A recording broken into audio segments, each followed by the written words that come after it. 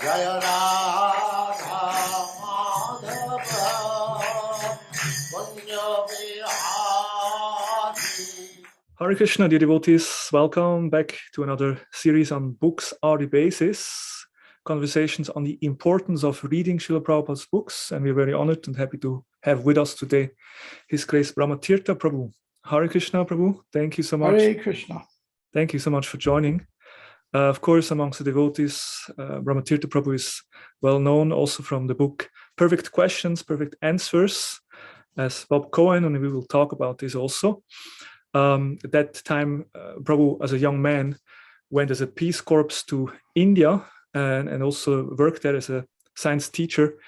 Prabhu has also a bachelor in chemistry. He has a master in geology, and also, has over the years worked in many different areas. He's an advisor for environmental protection agency, or worked in that field. And also he is a professional mediator, and today serves in ISKCON also as the co-director of ISKCON Resolve. And he's also the director of the Bhaktivedanta Institute for Higher Studies in Gainesville, Florida. So very active in many different ways. And we're very honored to have you with us. I'm sure it will be very interesting for us to hear your relationship with Srila Prabhupada's books, and especially also, your interaction with Prabhupada actually brought out a book, which is quite unusual. Usually when we start these interviews, we ask the devotees, what was your first interaction with Prabhupada's books, or what was the first book that you received? But in your case, your interaction with Prabhupada produced the book. Did you actually read a book before you met Prabhupada? Yes. When I was in college, I read Dr. Radhakrishn's Gita. Prabhupada wasn't out, and I read Franklin Edgerton's Gita, and I was very fascinated. And in the late 60s, maybe 68-ish, I was in Greenwich Village in New York, just as we would say, hanging out. And I saw a chanting party with Jayadvaita Brahmachari then on it. I was amazed to see this party. These people were either one of two things: the biggest exhibitionists in Greenwich Village, because there were many exhibitionists, people who dressed weird and showed off, or they were above it all. And I didn't know which, but I was curious. And then they gave me a mantra card, which said, chant, your life will be sublime. Well, I lost the card. But at that time, the Hare album had just come out from the play Hare. So I listened to that track of Hare Krishna, ignored the second half of the track, which is Happy Marijuana, and learned the mantra. So I started chanting because I liked it. Didn't know why. And then I went to visit the temple at 26 2nd Avenue. I found the address. Took me a long time to find where the address was. You couldn't Google anything. So I found it somehow. And I went there, and they had just moved down the street to 60-something 2nd Avenue. And at that time, the movement had not yet invented the sign that you put in the window, we have moved. So it took me another 6 months to find out where they'd moved to. And I went there, and then they had moved to Brooklyn. So again, it took me a year to find out where they were. Finally, I went to Brooklyn to Henry Street. And I said, okay, now I'll find out what's going on. At that time in the 60s, it was very common after Prabhupada for a lot of gurus to come to India. Just like many Indians have come to make their fortune by owning stores or high tech or hotels. The first generation came by the guru business was better. And so it was hard to tell who's real and who's not. She says, I'll go to the temple and check it out. So when I went to the temple, it was quite mystical and quite strange. Sometimes it still feels strange, but that's another story. But it was quite mystical. And I asked for a book, and the only book they had at the temple at that time was not a book that you would normally give to a first-time visitor. It was Nectar of Devotion. So that's an internal book. Yeah. And Prabhupada did it very early for good reason. So I took it home and I said, this is going to clear up my mysteries. And when I started reading it, I couldn't tell if I was holding the book upside down or not, because it didn't make any sense to me. So that was my first encounter with a book. And because the Gita, I had read a few times, and I was very mystified by the Gita in college. And I was chanting Hare Krishna just because I had learned it from the street party. And so I was, but I wasn't, I didn't know specifically what ISKCON represented. Yeah. But you learned more about it when you went to India, right? Well, I made it when I was a little boy. I decided to go to India. I was going to go to India someday. It must have been previous life. There's no explanation, because I was drawn to India like anything. And when I applied to become a volunteer in the Peace Corps, it was hard to get in the Peace Corps. But if you wanted India, you got it. It was the least desirable assignment. I found out why. That's another story. So I applied, and to my amazement, I got in.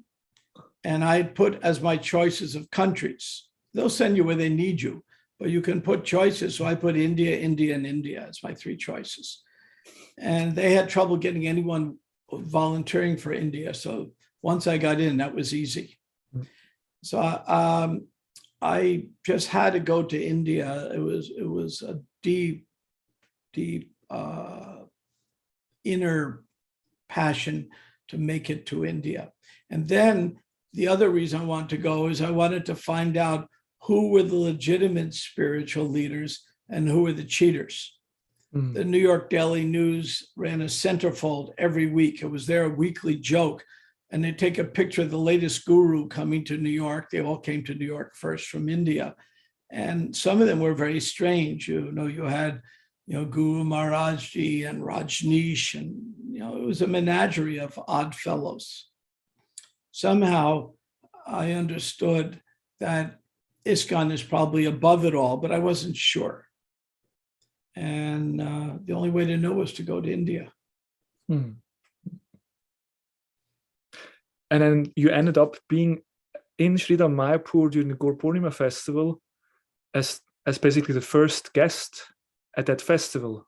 The only guest. Yeah. There was 70 devotees. There was no facility at all.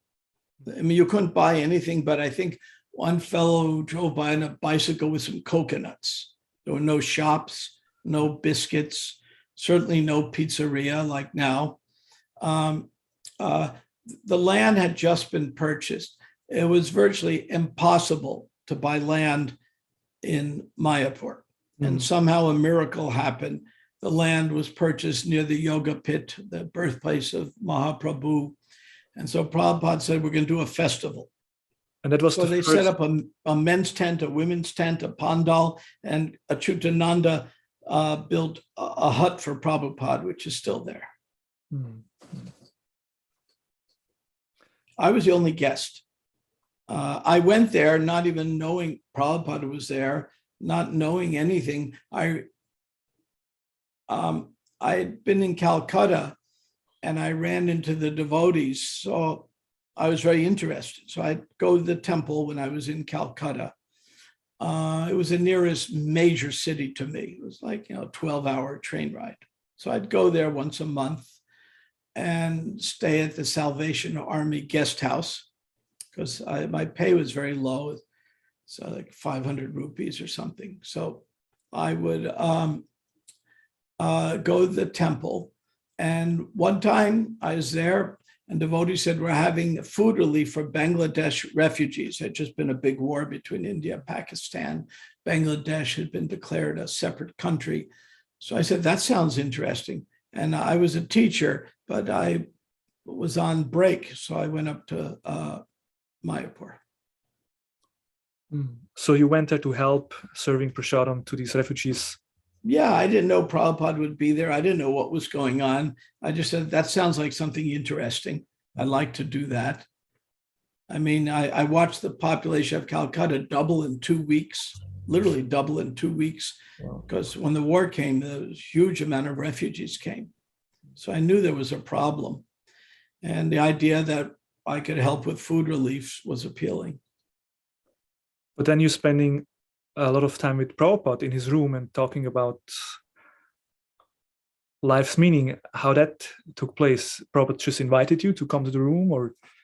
Well, it was, Krishna works in funny ways. The wonderful devotee Tejas, who's major life membership director, saw me get off the boat coming from Navadvip. I took a train, then the boat. And he saw me, and there was, I was a clean-cut American. You didn't see them around at all, India. You only saw hippies my age. So he walked right up to me, and I said, yeah, I'm a Peace Corps worker. I want to come help. And he had been in the Peace Corps.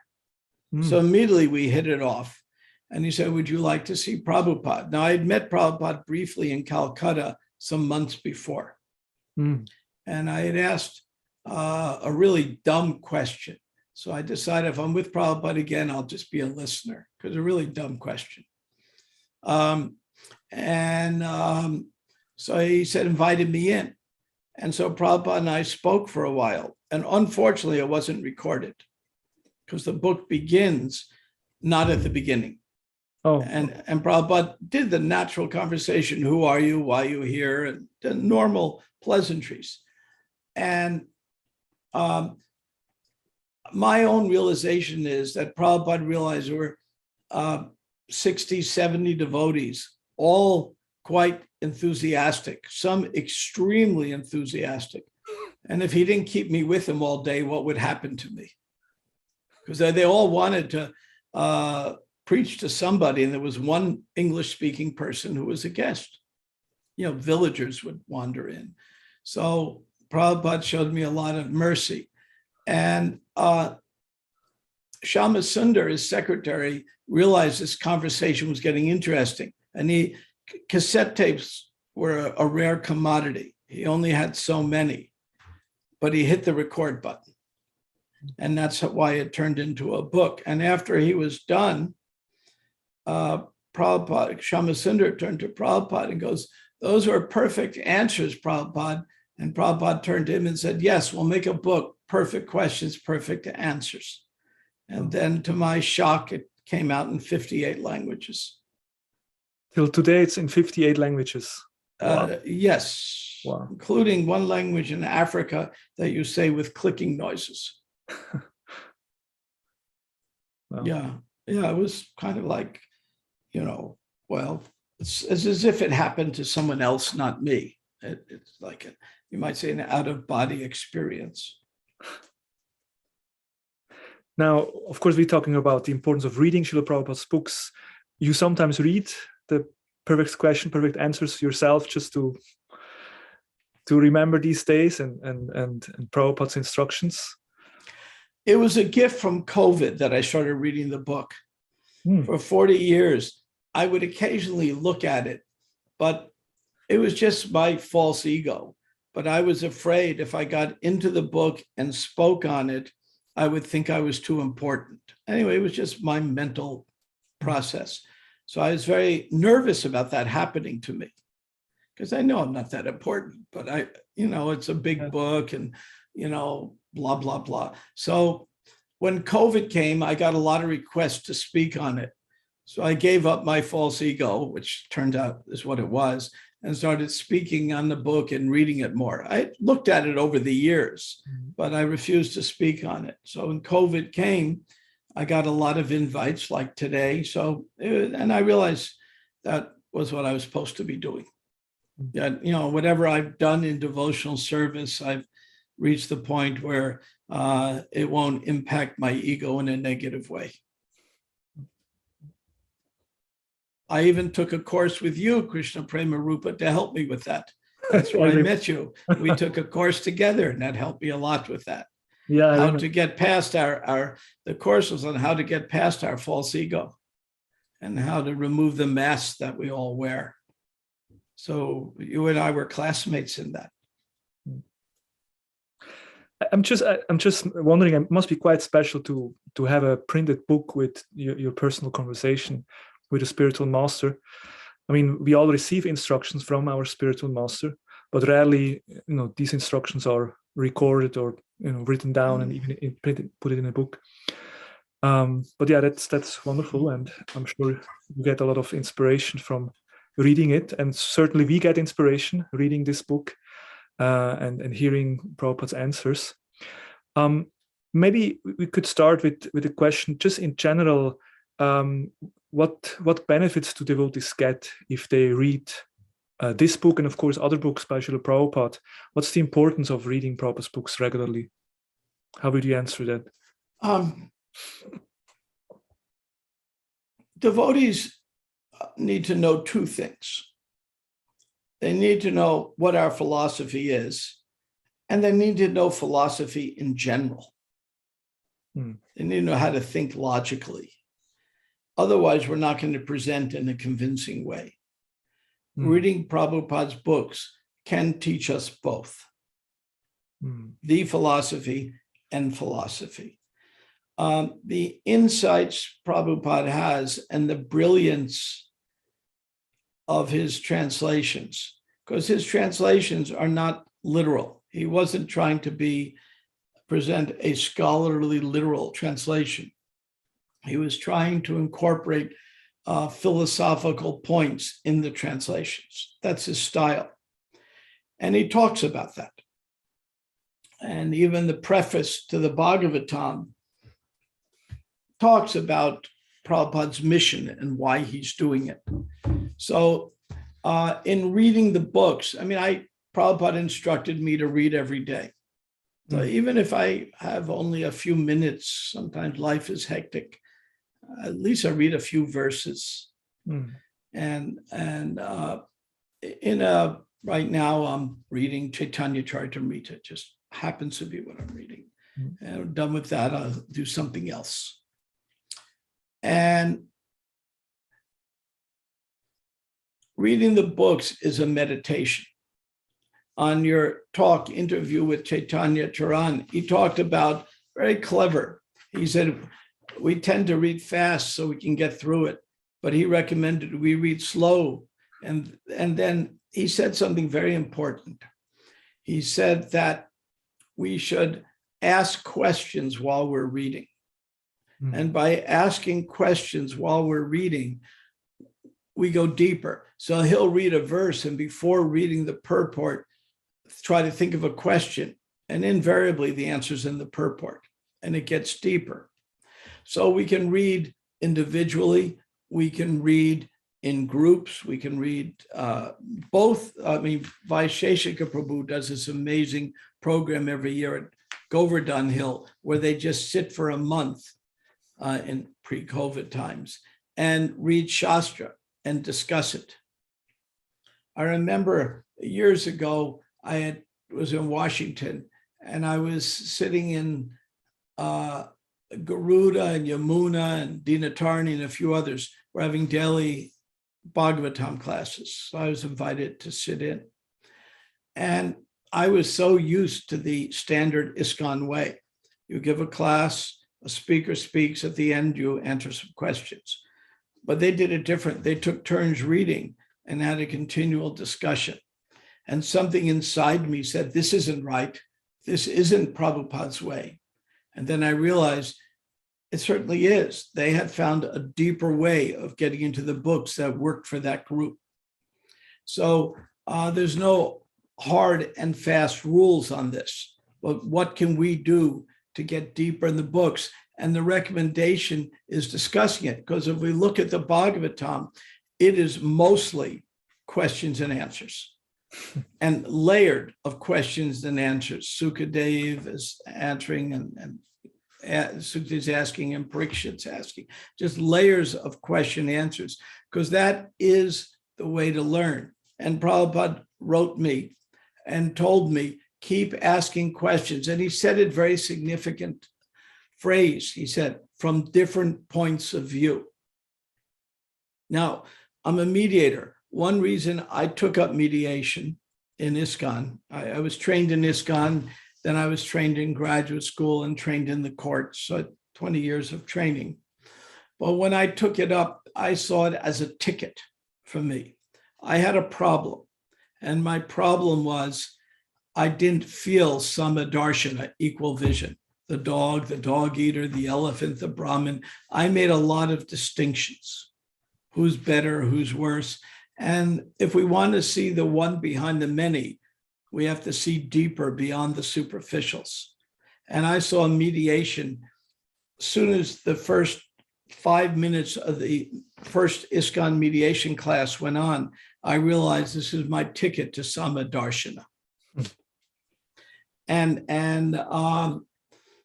Samadarshana is very important if for my own spiritual life, maybe for others too, but for myself, not to be so judgmental. It's very easy when we're in a movement to be judgmental. I was brought up in a Jewish family. We're the chosen people. I rebelled against that. I found that chosen. I know me. You got to be kidding. I mean, what? God, if I'm the chosen one, we're in trouble. And then it was us and the karmis, and something just didn't resonate with me. So mediation gave me a way to get Samadarshana. Then when I started reading the books after studying mediation, gave me a whole new insight that there are many ways to look at it. And having what I particularly liked about that class back in the 80s in Washington is people were revealing their mind, discussing, raising their doubts. So we need our structured Bhagavatam classes. I'm not advocating against it. I give Bhagavatam classes. I attend Bhagavatam classes. But we also need to discuss the books, and we need to have doubts. Doubts are healthy. If one is a radical skeptic and they doubt everything, they're a lost soul. But if one doesn't have any doubts, there's no questions raised, then we're not thinking very much. And the whole Gita is a bunch of doubts. Arjuna, hey, Krishna, you said one thing and then you said something else. I don't get it. Will you explain this to me? I mean, that happens several times in the Gita. So having our doubts and being able to voice our doubts, being able to express it in a safe way, that I don't understand this, that is how we make advancement. So if we're reading the books in this questioning mood, I mean, there's a certain point where we become faithful. And Prabhupada said that to me. I'll read it. He says, yes, having some faith in me and this Krishna conscious process is the first and only requirement for actual wisdom. If there is faith, understanding will follow. So I'm not advocating we don't have faith.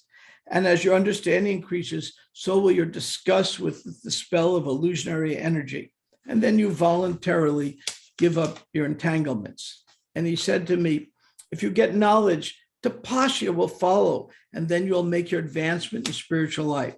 So to get knowledge is the first item for anyone who's hoping to find the perfection of life. Therefore, I advise you to read our books daily as far as possible and try to understand the subject matter from different angles of vision by discussing it frequently. I was in New York then with the devotees at the New York Temple. In this way, you will gradually become convinced and by your sincere attitude and devotional service, you will make progress. Wow. That's beautiful. It's such a powerful point you made, that when we read Prabhupada's books, we understand philosophy, but we also learn how to think, how to, to really digest and absorb this philosophy. And you emphasize the point of having question and answers, which of course makes sense also when we know your story. That's, how you came close to Prabhupada through this question and the answers. But it happens so that that's actually also the process which Prabhupada recommended in the letter that you just shared with us, that we do need to discuss this philosophy. We have to come together and really try to understand it deeper and deeper. That's thank you. I might add, I grew up with an undiagnosed vision disability. So I couldn't play ball.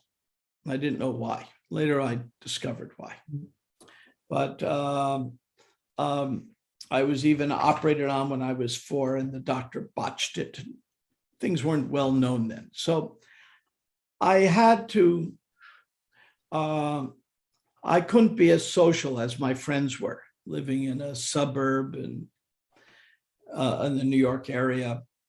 Kids play ball, are very social. So I had to be by myself and think a lot. And it's something I know, Krishna Premarupa, you'll feel very at home with. Yes. And in this thinking, I got very bewildered by one topic, and that was death, because I knew intuitively no one could die, but I was watching my neighbor's grandparents dying and then my own grandmother. And I was very bewildered by death. So I kept trying to find answers. So when I met Prabhupada, I was still 22, but I had had 10 years of thinking about this. So I wasn't an entirely blank slate walking in. I had had things that had been on my mind. So that gave me a good opportunity. Yeah, you came from an academic background and you were really searching. Yeah. And my generation was a kind of a searching generation, but I had some unique circumstances that made it a little difficult growing up because I couldn't socialize very well. And it was such a blessing. I'm just so thankful for the blessing. I forgot to ask you when you mentioned about your interaction with Prabhupada there in Mayapur. In these, I think it was 4 days, you had these conversations. Would you like to share with us what happened in a sense of, by associating with Prabhupada, asking these questions, I'm sure your own faith in Krishna consciousness and in Prabhupada must have grown. Something must have happened, a transformation in your heart during these days. Yeah, I had my doubts, but Prabhupada is such a nice person. Simple as that. Prabhupada never made me feel belittled or judged or inferior. I was very confessional in the book about my own weaknesses, something I would never tell anybody else. And I just told him because he made me feel so comfortable. And Prabhupada was a lot funnier than those of us at the time knew, because it was a cultural difference, Bengali and Americans. And there was another difference. There was a 50-year age gap. And so there was a generational difference, many generations. And so Prabhupada was a lot funnier. When I listen to him and read now, it was a lot funnier than we knew at the time. But that ambiance he had made me feel very comfortable. And when I would sit with Prabhupada, I'd be looking at his feet. I don't know why, just instinctively, because he was on a raised platform. I was on a mat on the floor. And I thought I was alone with Prabhupada. And with just Shama Sundar there. But I didn't know the whole doorway was heads all the way around. People told me later, I didn't know. So Prabhupada was kind of mesmerizing. And he would call me in 2-3 times a day over these 3 days to speak. I was out just serving out khichdi to refugees. That's what I came for. And part of that was I was the only English-speaking guest. And part of it was Prabhupada was particularly kind, and he saw that I really wanted to know something. Mm.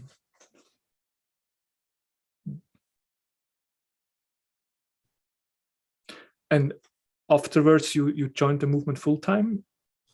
Well, I was engaged to be married before I met Prabhupada. Yeah. And my poor wife, who's a first-class devotee, we married 50 years, but wow. I knew she was very spiritual. She knew I was spiritual. And when I received my letter saying I've been accepted in India, I was just graduating college. We were talking about getting married. She said, "Oh, I'll wait for you." Next thing I knew, I was on a plane to India. And so when I came back and I got off the plane, she was waiting at the airport with her girlfriend. She didn't recognize me. I had different glasses. I'd lost a lot of weight. I was wearing just what I wore in India, which is kurta, Indian style clothes. And I thought it was very funny. And so she had no idea about Krishna, and no idea. And I'd written letters from India, but before I met Prabhupada, you might say I had what we would call an altered state of consciousness. And then when I met Prabhupada, I immediately cleaned up my act.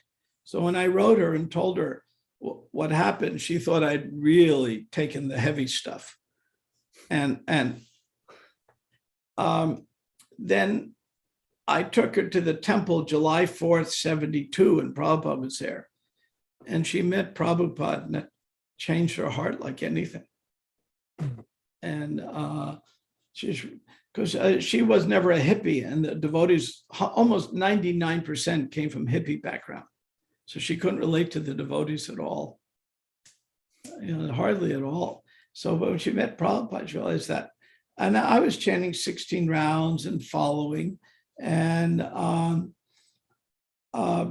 so I saw myself, then I began grad school. I'd applied when I was in India. And I ran a Krishna yoga club on campus and do programs and regularly go to the temples, just gradually increasing more and more. Getting back to... Yeah, go on. Yeah, getting back to the books. I mean, if you nowadays read Srila Prabhupada's books, we know the statement that Prabhupada mentioned that he forever lives in his books. Would you like to share any realization on this? How do you feel Prabhupada's presence when you read some of his books? I was with Haridayananda Maharaj in 1980, 81, when he was translating the 11th Canto. Okay. And he's a polyglot. He learns languages like I cannot understand. I mean, 6 languages. He can learn a language on a flight to a country. I mean, that's his brother's like that too. They got that chip. So he was learning Sanskrit and started translating. But he felt it had to be done and it wasn't happening fast enough. And as he would cover up Prabhupada's translation and do his own in not the 11th canto, but earlier cantos to learn. And he would constantly yell, "Eureka, brilliant." He was so amazed how Prabhupada perfectly incorporated deeper meaning than just literally putting the words on a piece of paper. And that really struck me, how impressed he was, because he was looking at it, later he got his PhD in Sanskrit, but at that time he was looking at it as a student of Sanskrit, amazed at Prabhupada's ability to convey so much. So I'll never be tired of reading Prabhupada's books. Prabhupada had like the Krishna book. We're not allowed to touch Krishna 10th canto until we go through the first 9. But Prabhupada was able to incorporate all 9 cantos into Krishna book. So you can immediately develop a taste of how wonderful Krishna is without becoming offensive, because people who get in the 10th canto easily become offensive. I mean, anyone who's been to India knows that can happen because the culture understands Krishna enough about him, but doesn't study many don't study the 9 cantos first. So reading Prabhupada's books is always has more and more insight. Now, sometimes we run into an issue, some controversies. Prabhupada made controversial statements. There's a lot of discussion. Anyone who has the misfortune of being on Facebook or the internet knows about this. There are many controversial lines. Prabhupada dealt with that very well. In the preface to every volume of the Bhagavatam, every single volume, Prabhupada refers to 1:5:11. And that verse, on the other hand, that literature is full of descriptions of the transcendental glories, name, fame, etc., and full of transcendental words directed towards bringing about a revolution in the impious lives of the misdirected civilization. Then he says, and then the verse says, such transcendental literature, even though imperfectly composed, are heard, sung, and accepted by purified men who are thoroughly honest. Now, that verse is so important that every single volume of the Bhagavatam references it. And in the purport, Prabhupada says that our presenting this matter in adequate language, especially a foreign language, will fail. And there'll be many literary discrepancies despite our honest attempt to present it in the proper way. But we're sure that with all of our faults in this connection, the seriousness subject matter will be taken into consideration, and the leaders will accept this due to be an honest attempt to glorify the Almighty God. Now, that is such an important point. I mean, Prabhupada, though, is important because it's the beginning of every book. And what is Prabhupada saying here? Now, let's talk about, I'm presenting this in adequate language, especially a foreign language. I can say without a doubt that Prabhupada's English and Bhaktisiddhanta Saraswati's English has a greater vocabulary than most of ours, certainly than mine. I mean, when I read Bhaktisiddhanta Saraswati, I have to have a dictionary right next to me.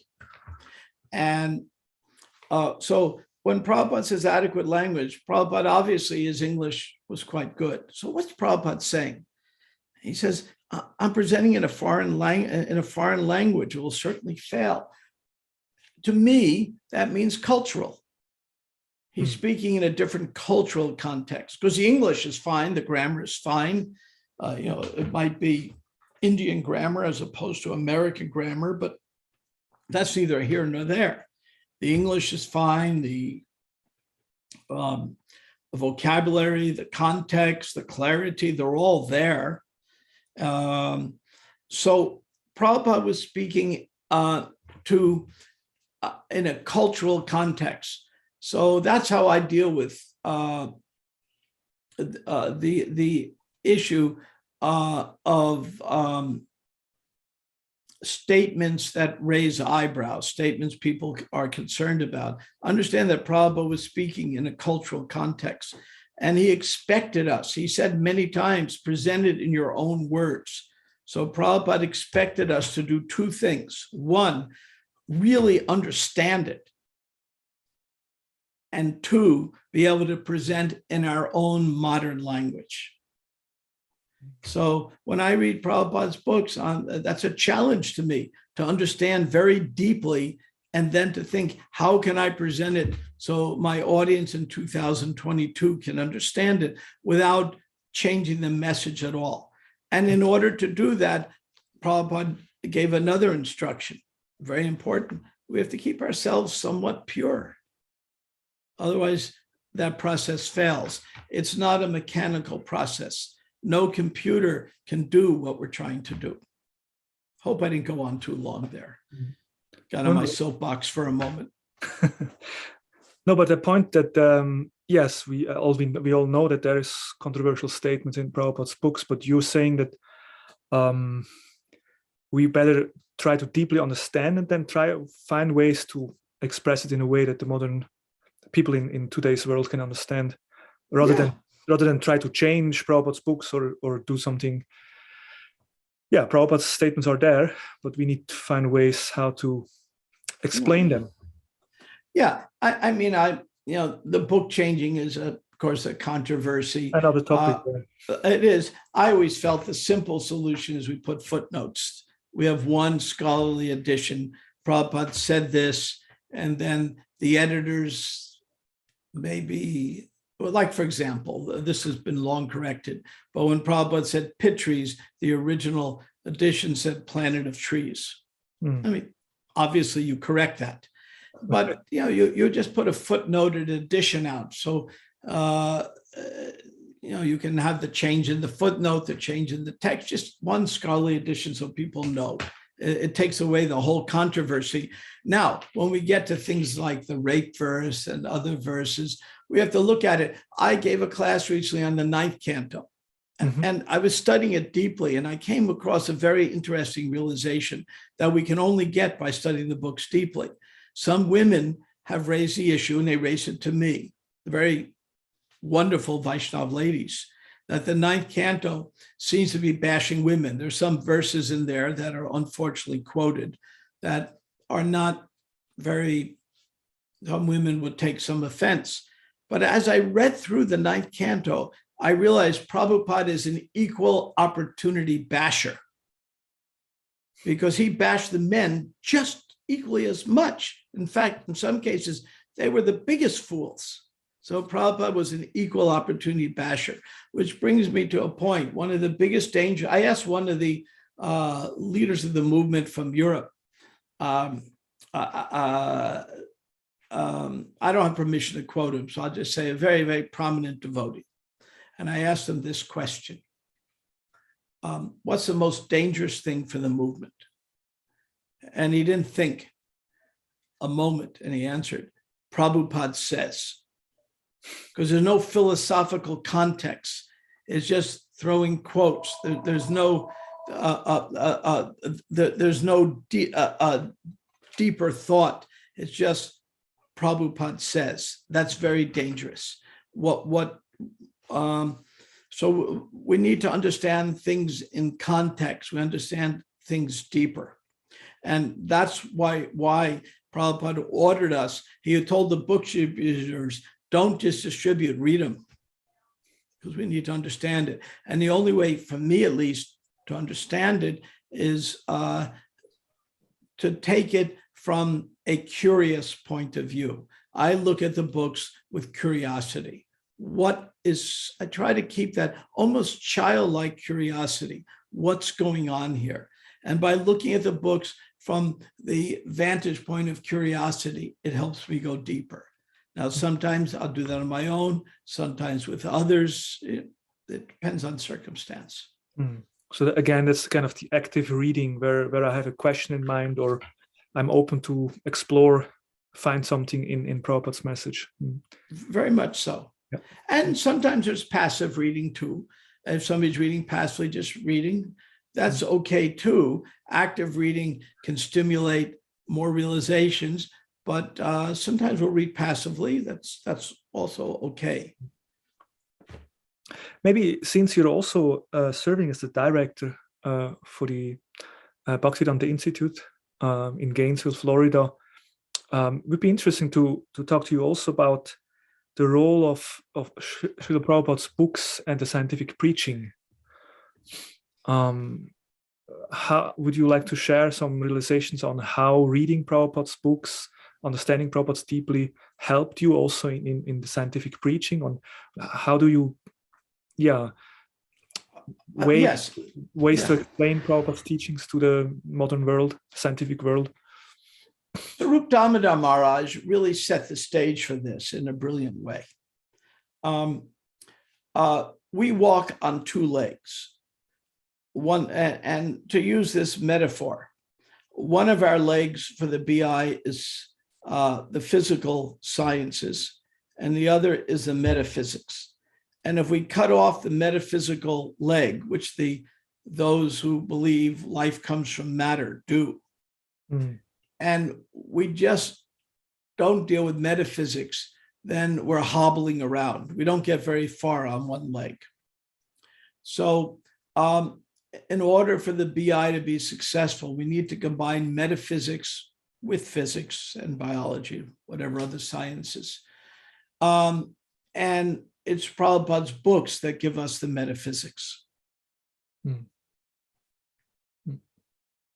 This is like the basis from where you take, get all the deeper understanding of the metaphysics in this. Yeah, if I am examining my hot drink cup, now I can put this under a microscope. I can run a spectrometer of what it's made of. I can control it. And so for examining things that are less than us, where consciousness matters less, we can do that in the laboratory. For understanding things that are greater than us, it's a different method. For example, if I wanted to get something from the president of a country, I can't demand anything. I'm a nobody. But if I please him, then I can get what I need. Prabhupada gave me the example. He said, if you see Mr. Birla, who was at that time the richest man in India, he's not going to give you any attention. But you give his kid a 2-cent candy, and Birla is going to be listening to everything you say. So if we want to learn from, we want to learn about that which is greater than us, we need to go to some authority. If we want to learn that which is less than us, we can do that in our laboratory. We still have to go to authorities. I mean, I studied under all these professors. I didn't learn what I know on my own. But nevertheless, we can still deal with it in a laboratory kind of setting. So the Prabhupada's books allow us to connect with the higher essence, which to connect with the higher essence, we need a service attitude. So scientists will absolutely be bewildered without a service attitude. So at the BI, it's important we cultivate both our own devotional life and our scientific knowledge. We just did a workshop on the mind-brain interface. So these are experiments based on science. We had the first time in BI's history we ever had real working scientists sitting on a table. In my days of the BI, none of us were working scientists. Not in academia, we maybe had a job or full-time devotees. And so we had real devotee working scientists sitting around a table for several days, exploring the mind-brain interface and bringing in experiments on placebo effects, neural plasticity, combined with insights from Sankhya and Patanjali. What an exciting time. That sounds very fascinating. Is there any way you share the outcome of such gatherings? Are you planning to produce a book or some? Yeah, you asked the right question. We will. We've been working on this work group for a year. We finally had enough of a break in COVID right before Omicron hit that we could meet in person, and then that's finished now. And we will. We're not there yet. But we formed a Slack group and it is active. And I said, these are working scientists, all PhDs and philosophers. It's very important.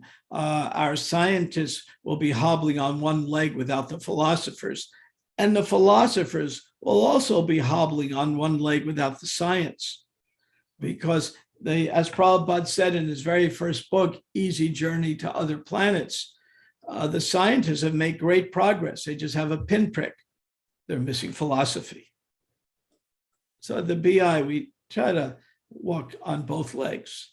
It's not always easy. So now we heard a lot of, you shared about your personal interaction with Srila Prabhupada. You spoke about your experience with mediation and how that helped you to develop that Samadarshana vision. I found it very interesting. And now we also spoke about your experience in science preaching. And slowly, when we come to an end of this conversation, it would be interesting to understand how you see the way of applying the wisdom. We have received so much wisdom from Srila Prabhupada and these books, but how do we make sure that we apply all that knowledge?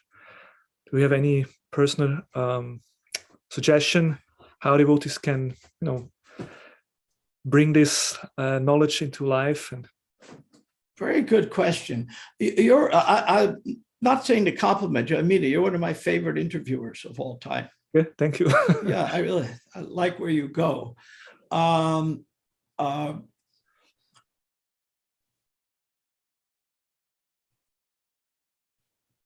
Prabhupada understands that it's not good for most of us, a few of us maybe, but most of us, not to be bhajanandis, sitting just chanting all day.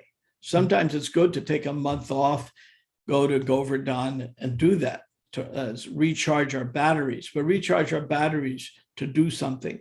And what Prabhupada wanted us to do is help people, be of service.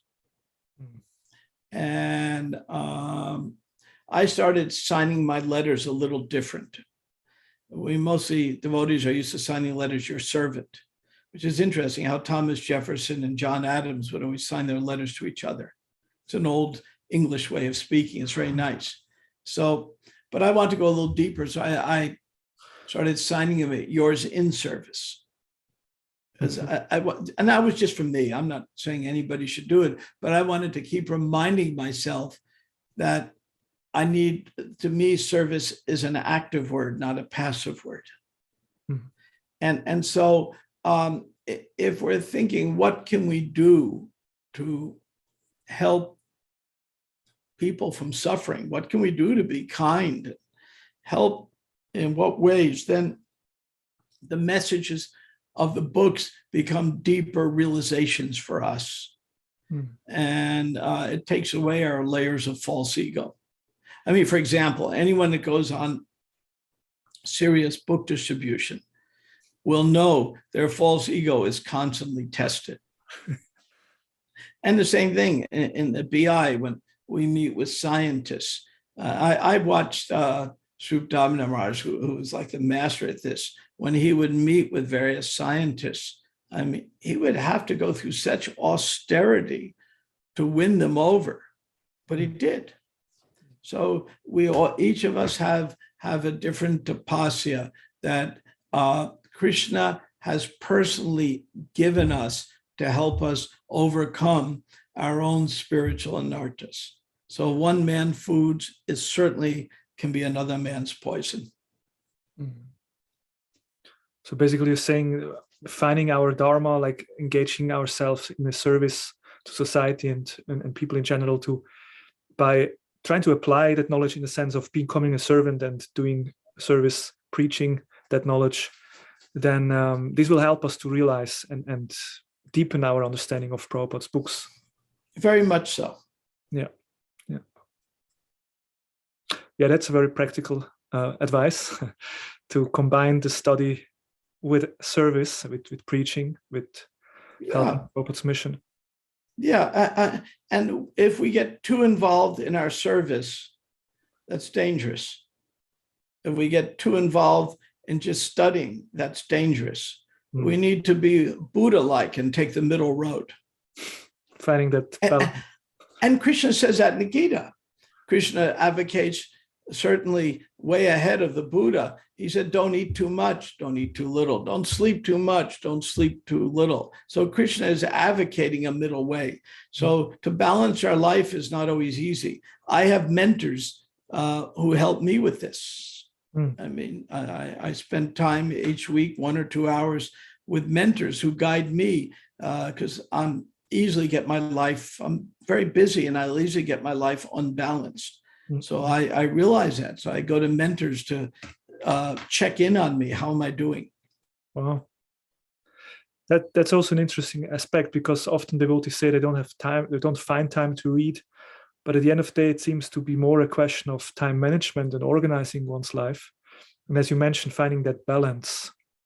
One time in Fiji, the wonderful devotee Nityananda, Dallas Temple president, was there. And he was the enemy of the movement. He wanted to get the movement thrown out. These are phony Hindus. So he met Tamal Krishna Maharaj. And Tamal Krishna Maharaj turns to him and says, so what do you do all day? So he's telling him what he does. He says, you're not very good at time management. And he started giving him instructions on time management. And Nityananda is I came here to get the movement thrown out, and he's trying to help me fix my time management. And after a while, it softened him up. And then Nityananda, if I got the story right, Tamal Krishna is challenging him. He says, why don't you stay with us for a month? And after a month, if you think we're phony, we'll leave Fiji. You don't have to have us kicked out.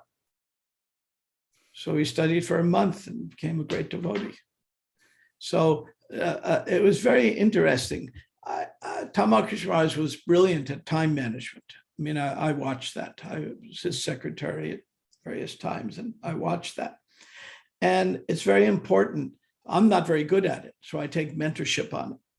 But time management is a critical skill. Prabhupada was perfect at time management, and Prabhupada never suffered jet lag. So, but the rest of us aren't so good at it. So it's something we have to work on. So we all need to help each other with time management. It's a critical aspect. I use the excuse I don't have time, and that's not a fair excuse.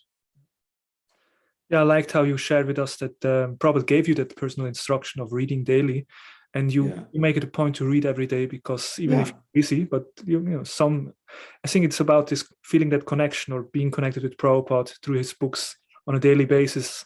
And if there is more time, we can read more, if less, but we should stay connected. So yeah, that's very inspiring to hear from you, being such a busy person also. I don't know, you have any maybe final message before we come to an end with this conversation, some final thoughts, words to our listener? Yeah, I'm looking at some notes here.